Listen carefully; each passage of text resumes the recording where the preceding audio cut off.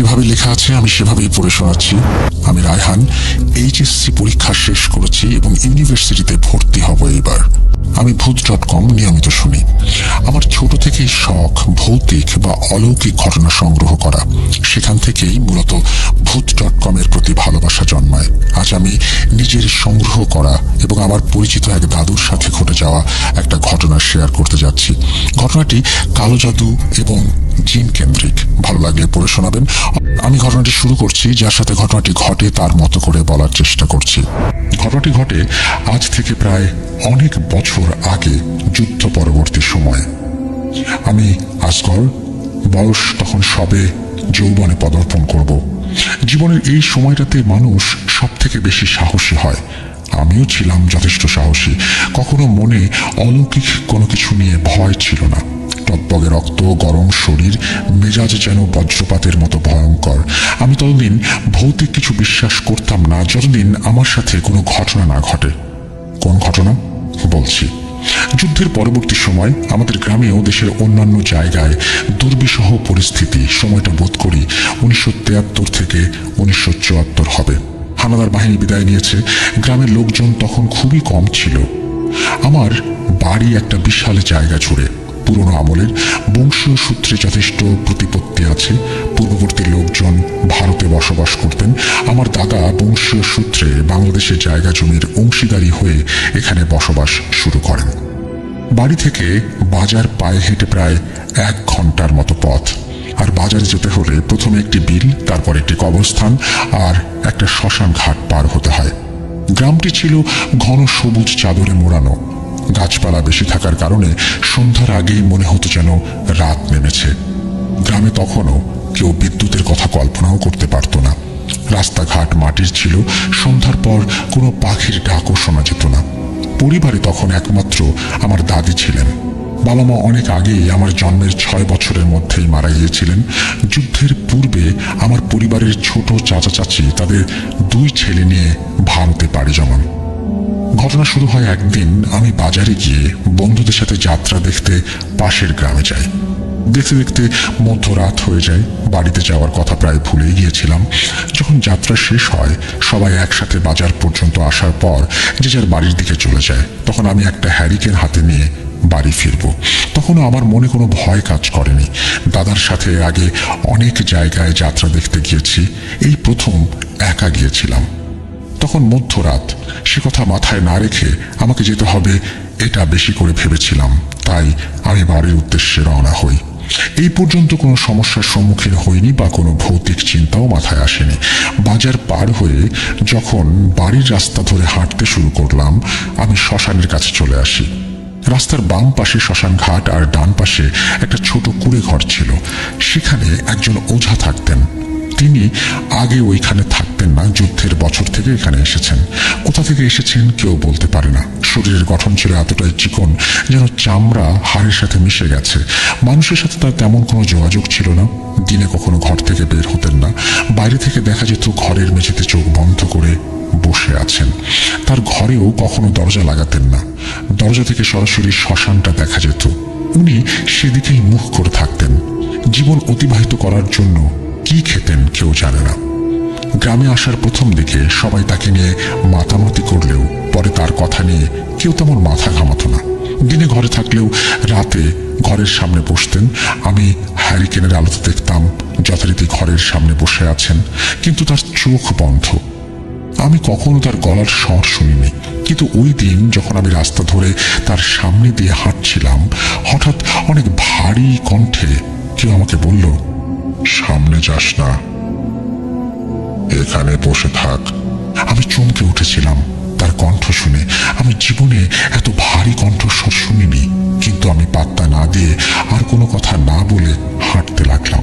তার কথা শোনার পর আমার সামনে যেতে ইচ্ছা করছিল না, কিন্তু আমি তারপরও গেলাম। আমি সামনে এগিয়ে শ্মশান পার হলাম। তখন রাস্তাটা ছিল সোজা বাড়ির দিকে, আর 2 পাশে জঙ্গলের মতো ঘন গাছপালা। তারপর মিনিট 2 হাঁটলাম। হঠাৎ মনে হলো আমি কিছু শব্দ শুনছি, কিন্তু সেগুলো মনে হচ্ছে খুব চাপা গলায় 3 থেকে 4 জন মানুষ একসাথে বলছে, চলে আয়, আয়, আর একটু সামনে আয়। আমি কখনো জীবনে ভয় অনুভব না করলেও ওই দিন প্রথম আমি ভয়ে কেঁপে উঠলাম। তারপর কেউ যেন পেছন থেকে আমার কানের কাছে এসে চাপা কণ্ঠে বলছে, চলে আয়, আয়, আর একটু সামনে আয়, আয়।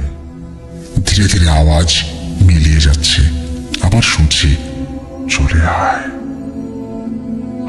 আয়, আর একটু সামনে আয়। এইবার সামনে যাব নাকি পেছনে যাব বুঝতে পারলাম না, ভয় করছে।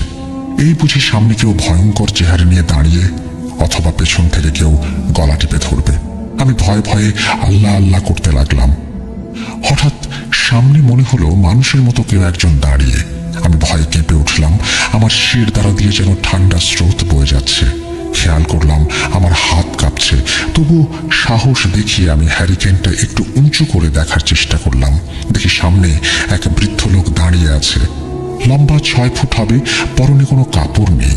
আমি দেখার পর আকৃতি বিকৃত হতে শুরু করলো। চোখ স্বাভাবিক মানুষের থেকে বড় হচ্ছে এবং বাইরে বেরিয়ে আসছে।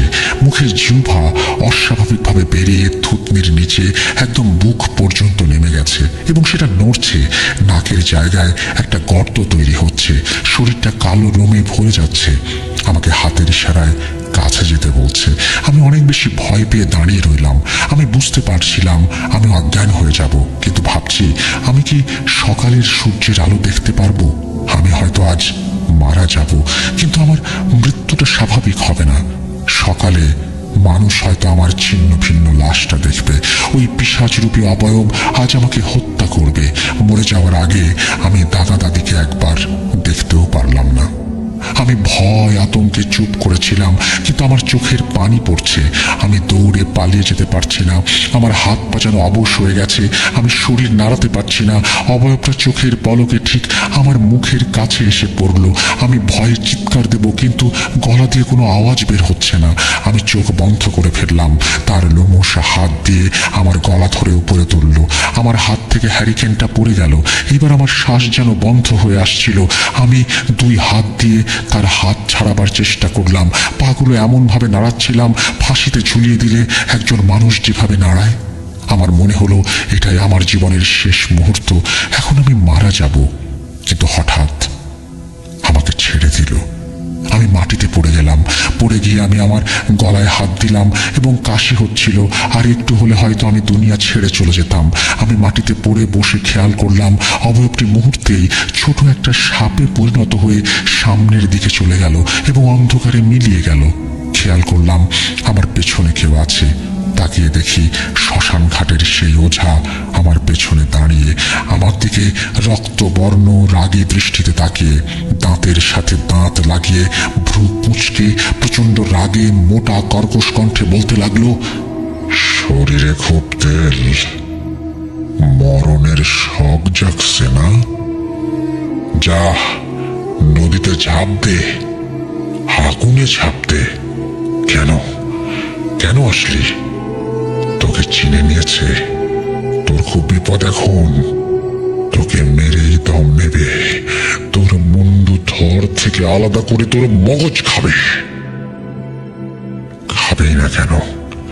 যার রক্তে কলঙ্ক তার বাঁচার কথা না। হ্যারিকেনটা ফেলে আয় আমার সাথে। তিনি শ্মশানের কাছে নিজের ঘরের দিকে হাঁটতে লাগলেন। আমিও তাকে অনুসরণ করলাম এবং জিজ্ঞেস করলাম, রক্তে কলঙ্ক? আপনি কি বলতে চাচ্ছেন? আমাকে বুঝিয়ে বলুন। উনি চুপ করে আছেন। আবার জিজ্ঞেস করলাম, বলুন আমাকে। উনি কথা না বলে চুপ করে হেঁটে যাচ্ছেন। আমি আবার বললাম, দয়া করে বলুন আমাকে। কিছু না বলে আমাকে ঘরের কাছে নিয়ে ঢুকিয়ে আমার গায়ে কিছু পানি দিলেন এবং একটা লাল সুতা বেঁধে দিলেন। বললেন, এই জোনার খুব শক্তিশালী। যাদের উপর চালনা করা হয় তাদেরকে মেরে ফেলবে। যারা বাধা হবে তাদেরও বিনাশ করবে। আমি সামান্য সময়ের জন্য নিরাপদ দূরত্বে পাঠিয়ে দিয়েছি, তবে সম্পূর্ণরূপে যায়নি। আবার আসবে। তবে তুই আজ নিরাপদে সকালে বাড়ি যাবি। তোর বংশের সবচেয়ে প্রবীণ যিনি বেঁচে আছেন তারে বলবি ও ফিরে এসেছে। আমি তার কথার কোনো অর্থ বুঝতে পারলাম না, আবার জিজ্ঞেস করার সাহসও পেলাম না। তার ভয়ানক দৃষ্টির দিকে তাকালে কিছু বলতে পারি না। আর একটু আগেই এত কিছু ঘটে গেছে যে আমি মানসিকভাবে খুব আঘাতপ্রাপ্ত। তাই চুপ করে বসে রইলাম। বসে থাকতে থাকতে ভোর হয়ে এলো। ঘরের এক কোণে চুপ করে চোখ বন্ধ করে তিনি বসে আছেন। আমি ঘরের চারিদিকে তাকিয়ে দেখলাম প্রায় 10টা মানুষের মাথার খুলি, সাথে 4টা ভেড়া আর 2টা গরুর মাথার খুলি, কিছু লাল সুতো, একটা বড় তৈলচিত্রের ছবি যেখানে দেখা যাচ্ছে কিছু কালো কাপড় পরা মানুষ আকাশের দিকে তাকিয়ে আছে। সম্পূর্ণ আকাশ রক্তবর্ণ লাল, আর তাদের চারিদিকে অসংখ্য মাথার খুলি, অনেক ভয়ানক। আমি বেশিক্ষণ তাকিয়ে থাকতে পারলাম না ওই চিত্রের দিকে। উনি চোখ খুলে তাকিয়ে বললেন, যা। আমি কিছু না বলে বেরিয়ে এলাম। তারপর বাড়িতে চলে আসলাম। আসার পর দাদা আমাকে দেখে বললেন, তোর এই অবস্থা কেন? শুকনো মুখ, আর দেখি গলায় কিসের দাগ? হাত দিয়ে গলা সরিয়ে দেখে চমকে উঠলেন। বললেন, যা ভেবেছিলাম তাই, আবার আবার ফিরে এসেছ। আর কত নেবে সে? কবে ক্ষান্ত হবে? কাল কি হয়েছে ঠিক ঠিক করে বল আমাকে। আমি বললাম। শুনে আমার হাতটা ধরে টান দিয়ে বললেন, হায়, তাড়াতাড়ি খেয়ে নে, দেরি করার সময় নেই, আমাদের এখনই যেতে হবে। আমি খাওয়া দাওয়া শেষ করলাম। আমাকে নিয়ে দাদা নিজের ঘরে গিয়ে একটা পুরনো সিন্দুক থেকে 3টা তাবিজ বের করলেন।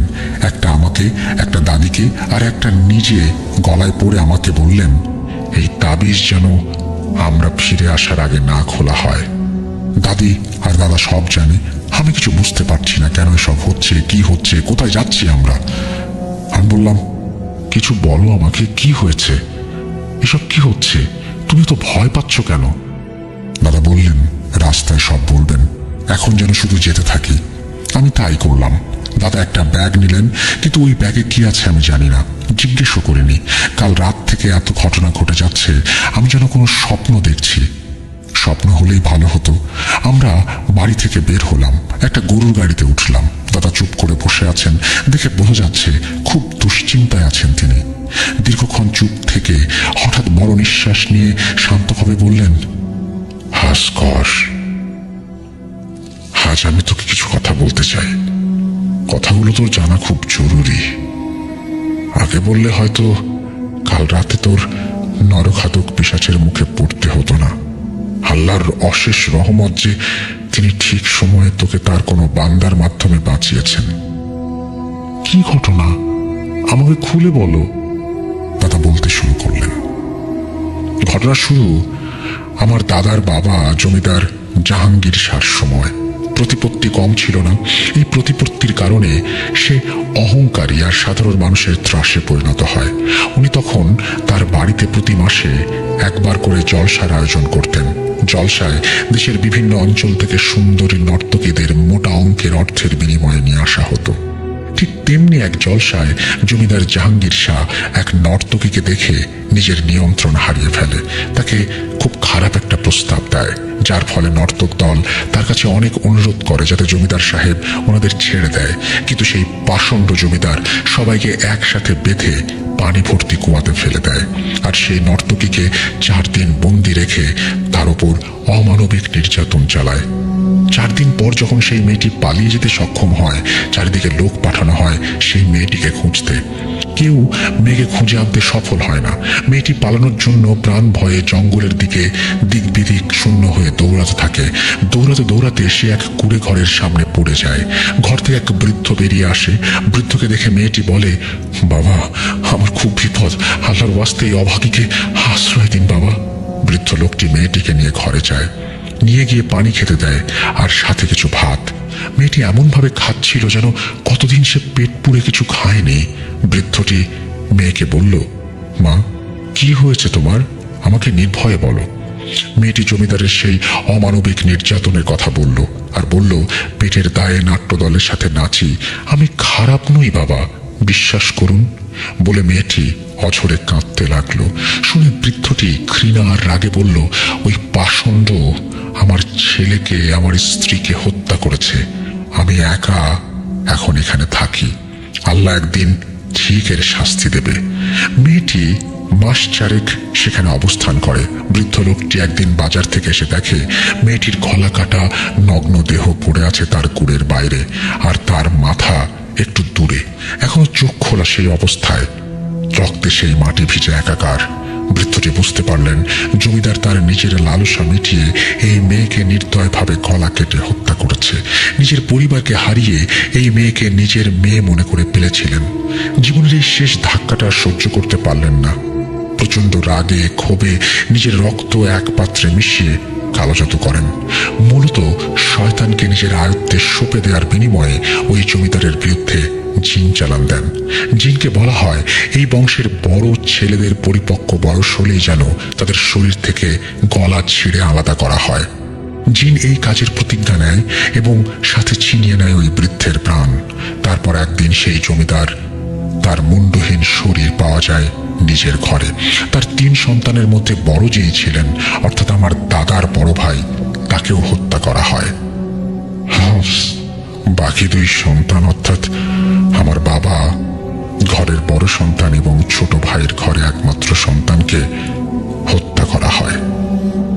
আমার দাদা 2 ঘরের 2 সন্তানের বড় যিনি ছিলেন, অর্থাৎ আমার চাচা তার 19 বছর বয়সে তখন পড়েছিলেন, তাকেও মেরে ফেলা হয়। এই জন্য ছিল এক মৃত্যু মিছিল।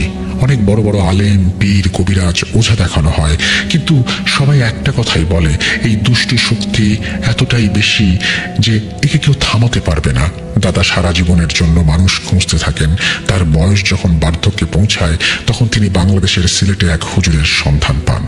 তারপর তিনি ছোট ছেলেকে সাথে নিয়ে আরো লোক লস্কর নিয়ে সিলেটে আসেন এবং সেই হুজুরকে সমস্ত ঘটনা বলার পর হুজুর বলেন, এর সমাধান আছে। এই শয়তানি শক্তিকে আটকানো যাবে, কিন্তু বিনাশ সম্ভব নয়।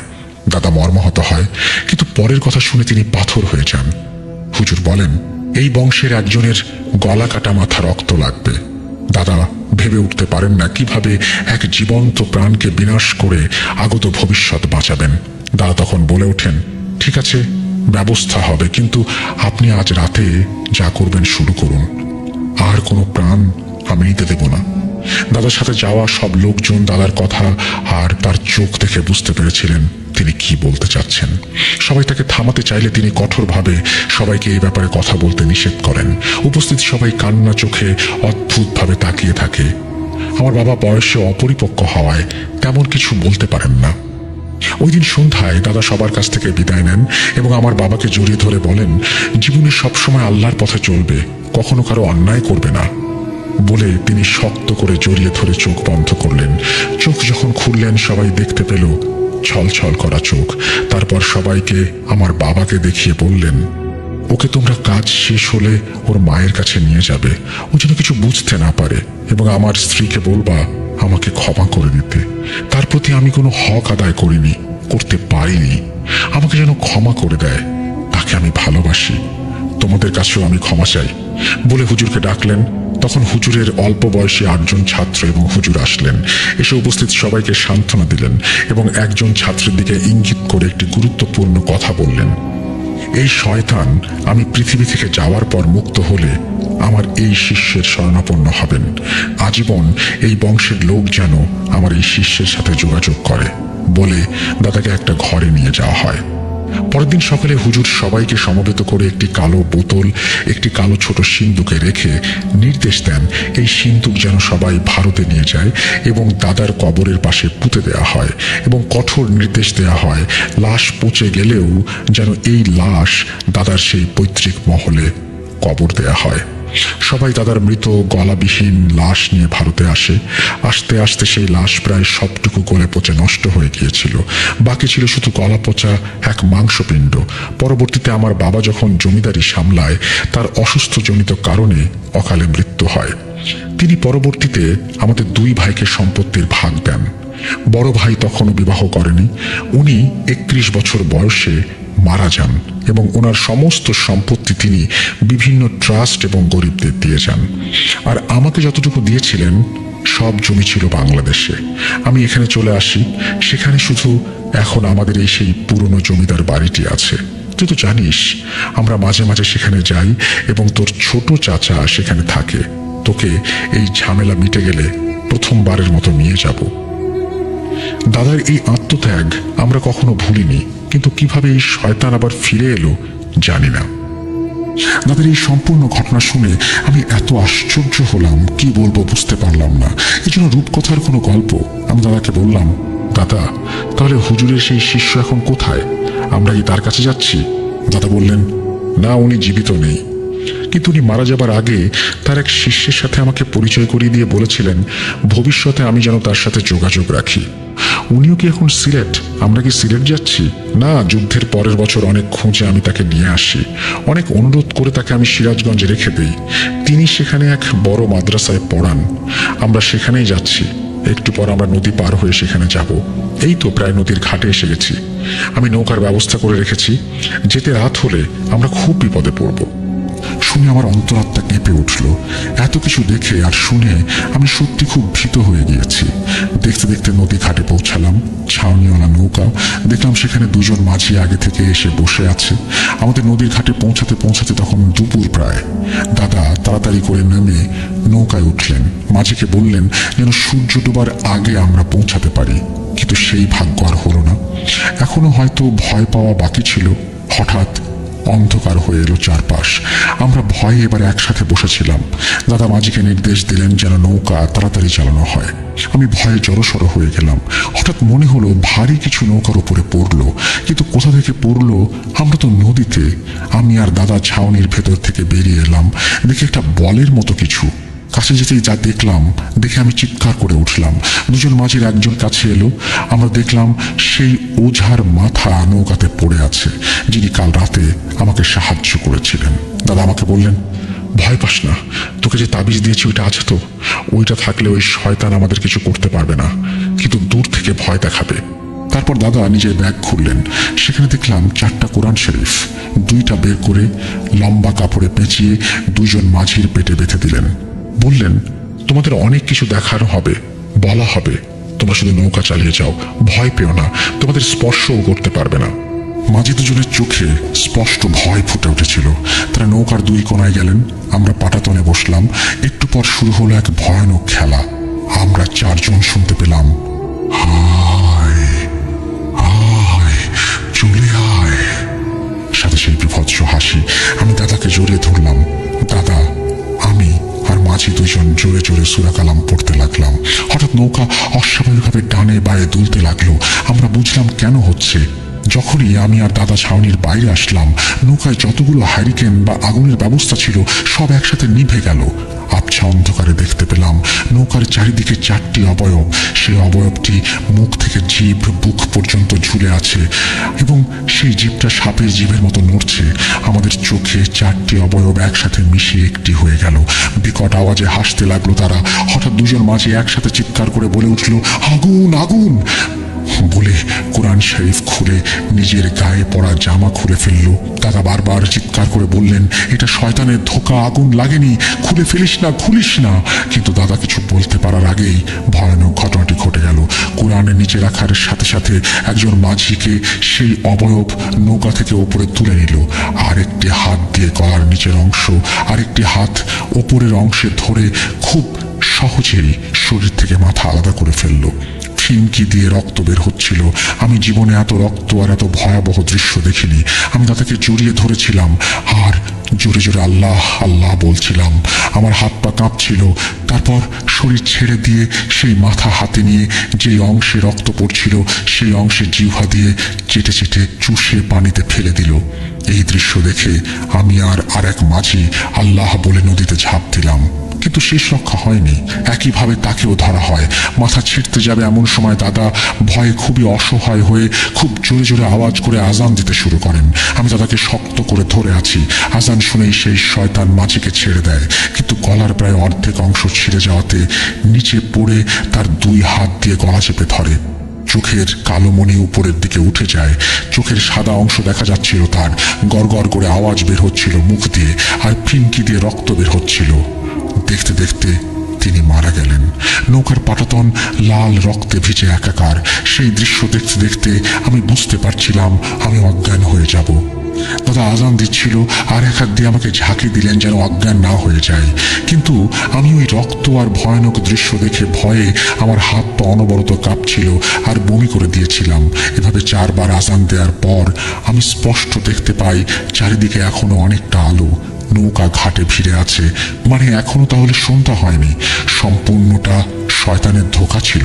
ধোঁকা দিয়ে শয়তানটি 2 মাঝিকে মেরে ফেলে। হঠাৎ খেয়াল করলাম আমার পায়ের কাছে একটা মাথা, চোখ অর্ধেক খোলা।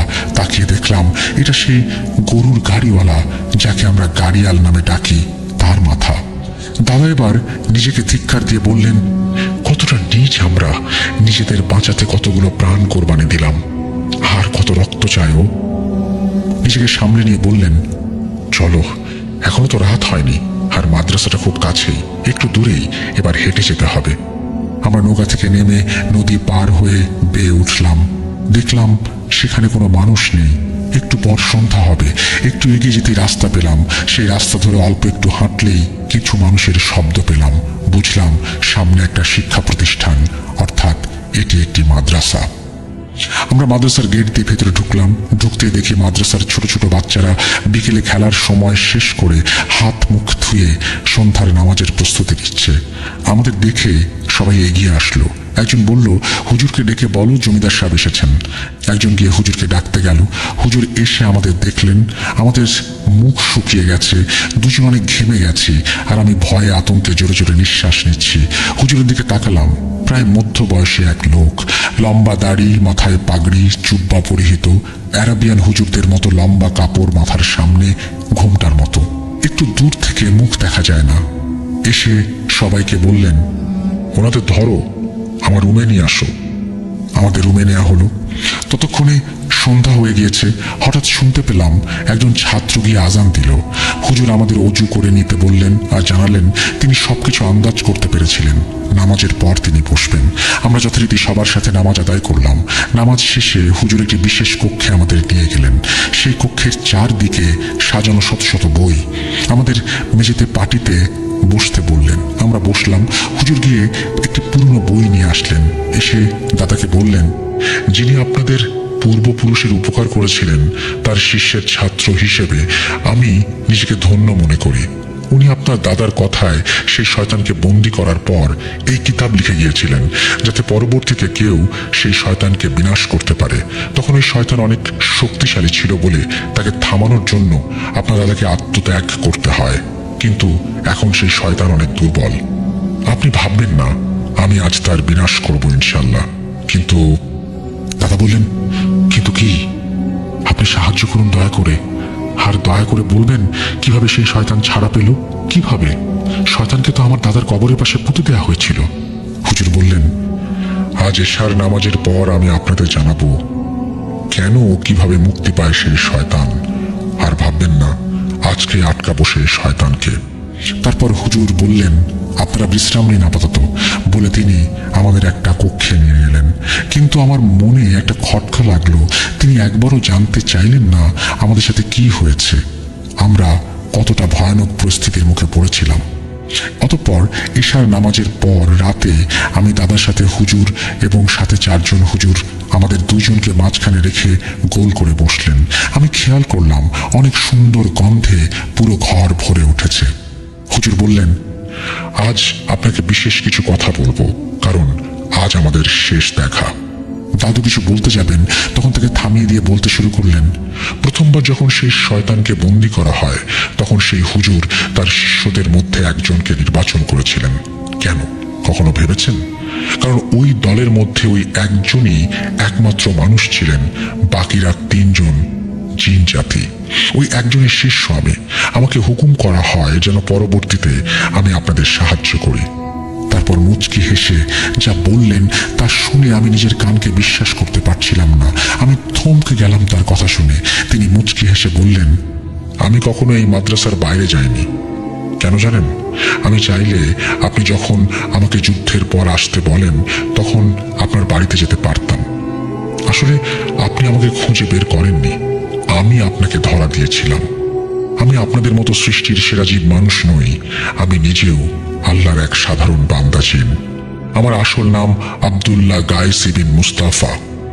শুনে আমি ভয় পেয়ে যাই, কিন্তু দাদা চুপ করে শুনছিলেন। তারপর বললেন, এখানে উপস্থিত যে 4 জনকে দেখছেন তারাও সাধারণ মানুষ নন, তারাও জিনজাতি। এই 4 জন ছাড়াও আরো 3 জন আছেন উপস্থিত, কিন্তু তাদের আপনারা দেখতে পাবেন না, তারা সামনে আসবেন না। এই 7 জন প্রথমবার এই শয়তানকে বন্দি করেছিল। এখন সেই শয়তানকে আহ্বান করব আমরা। তারপর উনি আমাদের ঘরের একটা কোণে রাখা একটি ছোট বসার জায়গা দেখিয়ে বললেন, আপনারা সেখানে যান, যাই হয়ে যাক রুমের বাইরে যাবেন না পারে। তাই বের হয়ে প্রথমে সে পূজারী, তারপর আপনার ছোট ছেলে এবং সাথে তার স্ত্রী সন্তানকে হত্যা করে। ভারত থেকে আপনার কাছে চিঠি পাঠানো হয়েছে, কিন্তু এখনো আপনার হাতে আসেনি। তাদের হত্যা করেই এই শয়তান এখানে চলে আসে। এবারে সে রাগে ক্ষোভে চেয়েছিল সম্পূর্ণ বংশ নির্বংশ করতে, কিন্তু আল্লাহর অশেষ রহমত আপনাদের এই তাবিজের জন্য কিছু করতে পারেনি। এই তাবিজ কোথায় পেয়েছেন আমি জানি। এই তাবিজ কখনো হারাবেন না। এই তাবিজের মধ্যে আপনার দাদার হাড়ের অংশ আছে। এইবার সকাল হবে, আমার কাজ শেষ। আপনি নিশ্চিন্তে বাকিটা জীবন কাটিয়ে দিন। আপনি বিপদে পড়লে ইনশাল্লাহ আমি আসব। আমার হুজুরের আদেশ আপনার পাশে থাকার। আমি চলে যাব এখন, আপনারা রুম থেকে বাইরে যান। আমি বাইরে এসে দাদাকে বললাম, এই তাবিজ কোথায় পেয়েছো? দাদা বলল, আমার দাদার মৃত শরীর থেকে হাড় দিয়ে বানানো হয়েছে এই তাবিজ। এই বলে আসগর দাদা তার ঘটনা শেষ করলেন। আমি যেন এতক্ষণ এই ঘটনায় হারিয়ে গিয়েছিলাম। আমি জিজ্ঞেস করেছিলাম, দাদা শয়তান যে বলছিল তার মালিককে থামানো যাবে না, এই কথার অর্থ কি? দাদা শুনে চোখ বন্ধ করলেন, কিছু বললেন না, আনমনা হয়ে গেলেন। রহস্যের গন্ধ পেলাম। আমি বললাম, দাদা কি হয়েছে বলো। দাদা অনেকক্ষণ চুপ থেকে বললেন, পাপ করলে শাস্তি পেতে হয়, কিন্তু নিরপরাধ কেন শাস্তি পাবে জানি না। ওই ঘটনার পর ভেবেছিলাম সব শেষ, আর ভয় নেই। আরো সময় অতিবাহিত হয়ে যায়, আর তখন নতুন নতুন বিয়ে হয়। বিয়ের 2 বছর যেতে না যেতেই আমার স্ত্রী অন্তঃসত্ত্বা হয়। আমাদের ঘরে আসে ফুটফুটে এক মেয়ে। একদিন রাতে স্বপ্ন দেখি কেউ একজন কালো কাপড় পরে এসে আমাকে বলছে আমার প্রতিশোধ সম্পন্ন হয়নি, অবয়বটির মুখ দেখিনি বলে বিশ্রী এক হাসি দেয়। হাসি দিয়ে বলে, কিন্তু আজ হবে। শুনে আমি ঘুম থেকে চমকে উঠি। উঠে দেখি আমার পাশে আমার স্ত্রী ঘুমিয়ে আছে, তার পাশে আমার ছোট ফুটফুটে মেয়ে, শরীর থেকে ঘাড়টি আলাদা করা। আমি চিৎকার করতে যাব, হঠাৎ দেখি সেই হুজুর জিনটি আমাকে বলল, এই প্রথম বংশে প্রথম সন্তান হিসেবে কোনো মেয়ে এসেছিল, তাই ইবলিশ নিজের ওয়াদা অনুযায়ী এই শয়তানকে নিয়ে নিজের পুরনো সেই প্রতিজ্ঞা পূরণ করেছে বলে তিনি চলে যান। আমি চিৎকার করে কাঁদতে থাকি। আমার স্ত্রীর ঘুম ভেঙে ওঠে। আমার সন্তানকে দেখে চিৎকার করে আমি অজ্ঞান হয়ে যাই। পরবর্তী জীবনে সে মানসিক ভারসাম্য হারিয়ে ফেলে। আমি তারপর আর বিয়ে করিনি। এই বলে দাদা চুপ করলেন। আমি দেখলাম তার চোখ দিয়ে পানি পড়ছে। তাকে সান্ত্বনা দেবার ভাষা আমার ছিল না। আমি তখন বুঝতে পারলাম কালো জাদু কতটা ভয়ঙ্কর। একটা প্রবাদ মনে পড়ল, পাপে ছাড়ে না কাউকে।